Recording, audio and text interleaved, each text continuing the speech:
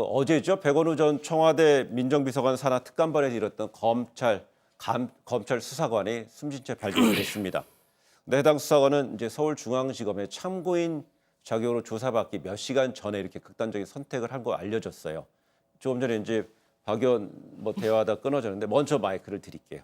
아니, 저는 우선 이렇게 극단적인 선택을 한 분에 대해서 명복을 빌고, 저도 이제 검사이기 때문에 또 실제 제가 검사 생활할 때 네. 이런 극단적인 선택을 한 제가 조사하는 사건에서 이런 일을 아픈 기억이 있습니다. 아픈 기억이 있는데, 얼마나 이분이 고민이 많았으면, 그것도 피의자가 아니에요. 참고인입니다.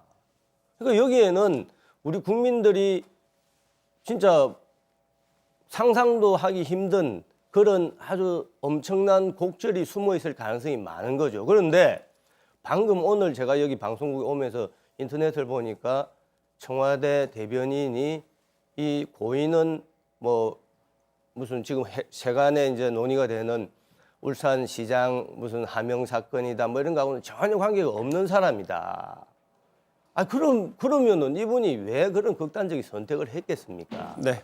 그런 부분에 대해서는 청와대든 또 경찰이든 간에 이거는 손바닥으로 하늘을 가린다고 가려지지가 않습니다. 네. 사람이 극단적인 선택을 하면 결국 진실이 밝혀집니다. 네. 진실을 밝혀야 되죠. 그래서 현재 수사 중인 사안이기 때문에 진실을 누구도 잘 모르는 상황이어서 함부로 단정적으로 예단해서 말씀드릴 수는 없습니다만, 오늘 청와대 대변인이 발표한 바에 따르면 작년 1월, 2018년 1월 집권 2년 차를 맞아가지고 정부 기관 간에 이해가 충돌한다거나 서로 의견이 맞지 않아서 국정 과제가 제대로 추진되지 못하는 것들을 일제 점검할 필요가 있겠다 해서 민정수석실에서 일제 점검을 나갔다는 거예요.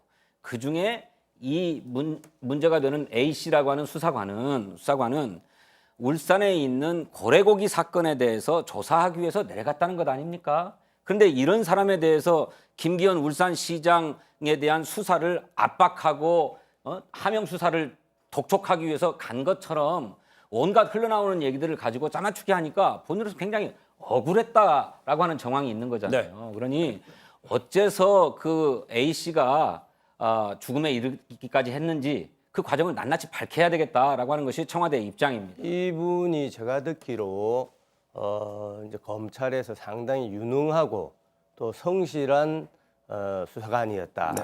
또 자기 유세도 있지 않습니까? 윤석열 총장한테 미안하다. 개인적인 친분이 또 상당히 있었던 모양이더라고요. 자, 그렇다고 하면은 이렇게 베테랑 수사관이 극단적인 선택을 하는 그런 경우는 아주 아까 말씀드린 것처럼 그냥 일반적인 사안이 아닐 겁니다. 틀림없습니다.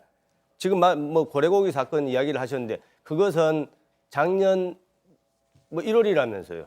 근데 지금 거의 2년이 다 지나갔는데 갑자기 그 사건 때문에 이분이 목숨을 그렇게 유명을 달리했다. 이거는 사실은 국민들이 볼 때는 이해하기 어려운 것이고, 제가 꼭 지적하고 싶은 것은 지난번에 조국 사건이 있었지 않습니까? 또 지금 유재수입니까? 그 검찰 이제 그 감찰 무마 사건이 있죠. 그런데 그 두 사건보다도 이 사건은 훨씬 중요하다. 왜냐하면은 선거라는 것은 민주주의의 뿌리고 근간입니다. 민주주의를 완전 훼손하는 사건일 가능성이 많기 때문에 이분이 느꼈을 그런 어떤 심리적인 압박감. 자기가 예를 들어서 검찰에 가면은 모든 진실을 다 이야기해야 되는데, 자, 그렇다라고 하면 그동안 또 자기하고 인연을 맺었던 사람들이 감옥에 갈 수도 있고, 네. 이분은 그냥 참고인이거든요. 참고인이기 때문에 사실은 이런 극단적인 선택을 할 필요가 없는 사람입니다. 그래서 그런 걱정이 말씀 중에 이제 고래고기 사건 때문에 인과관계를 바로 단정하는 건 아닌 것 같고요. 고래고기 때 울산지청이랑요, 지검이랑 어떤 검경 간의 문제 때문에 그런 이해관계 때문에 청와대 민정수석실에서 감찰반원이 내려갔을 것이다라는 얘기가 있는 것이고, 근데 여기 그 일각에서는요, 청와대 여권 중심으로 해서는 이 검찰에서 약간 별건 수사 가능성까지 이번 그 감찰반원의 사망 사건을 계기로 해서 이야기가 좀 나오는 것 같습니다. 네. 예.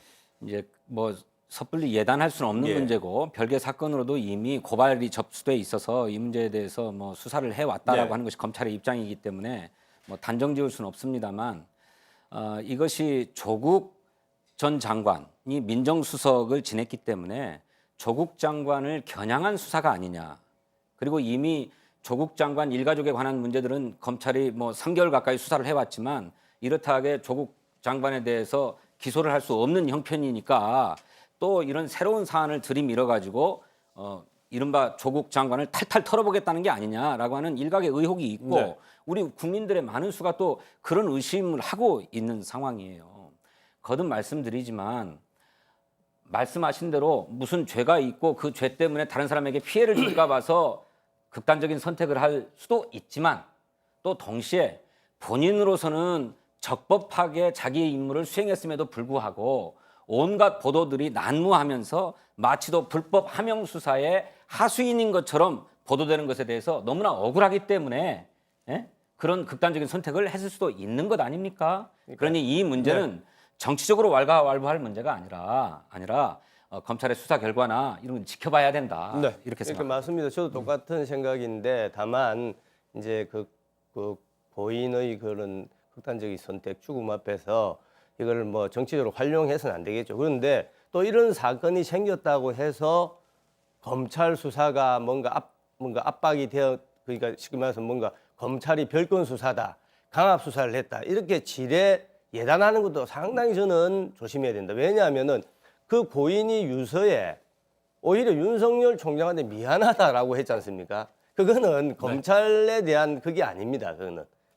그리고 그건 어떤 맥락으로 해석해서 아니 그거는 아마 인간적으로 자기가 저는 뭐 제가 생각할 때는 자기가 검찰에 나와서 참고인으로 사실은 진실을 다 이야기해야 되는데 그 이야기를 못하는 하면은 자기가 또 다른 인간관계 때문에 다른 사람이 다친다 이런 것 때문에 결과적으로 윤석열 총장한테 미안하다 이렇게 했던 거 아니겠습니까? 정상적인 수사가 이루어지는데 협조를 못했다 그 부분에 대해서 그렇죠. 미안할 수 있다라는 아니 해석인 만약에 거예요? 그분이 아까 추론을 아니 그러니까 아까 우리 진성준 의원님 말씀대로 검찰의 그런 별건 수사다 이렇다라고 하면은 유서에 그렇게 쓰지 않았겠죠. 검찰 수사가 내한테 억울하게 내한테 왜 이렇게 총질을 하느냐 이렇게 썼겠죠. 그렇지. 그리고 두 번째는 이제 지난번 조국 수사다 또 지금 유재수 감찰 무마 사건이다.